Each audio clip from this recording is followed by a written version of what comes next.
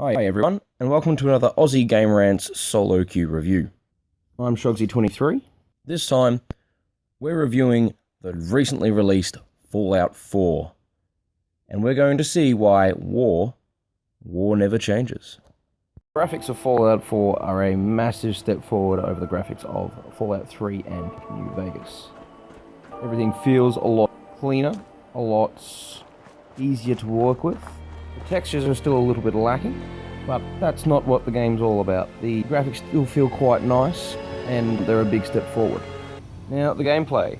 Gameplay is classic Fallout feel. You've still got your Pip-Boy to integrate all your menus and everything into the game. You're moving around and you're jumping, very reminiscent of the previous game. You've got your sprinting and everything that tires you out quite quickly. But the guns are a massive step forward.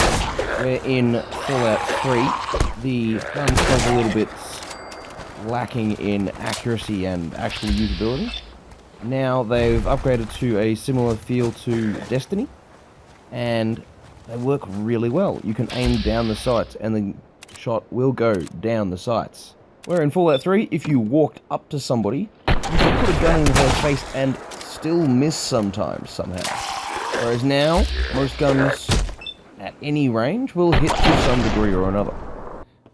So the Fallout 4 story starts off actually before the nuclear war between America and China. Thanks, Codsworth. Which is something we haven't seen before, really.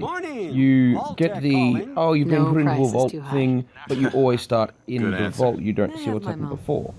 So you start off in your pre-war home, and then it takes you inside the vault and you see what starts off in the vault.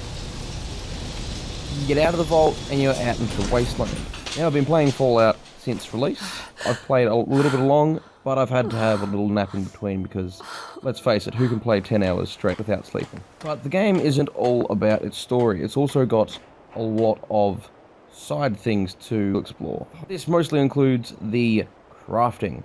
I spent quite a lot of time crafting to make myself my own little town until I ran out of resources. And then so I went looking for more resources. Nonetheless, crafting is very fun and very detailed.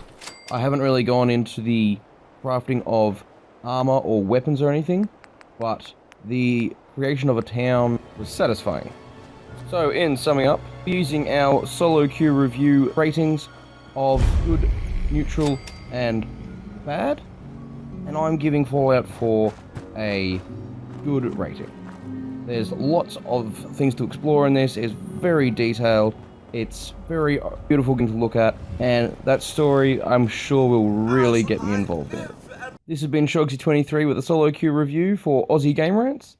Thank you very much for listening, and see you next time. Don't forget to like and subscribe.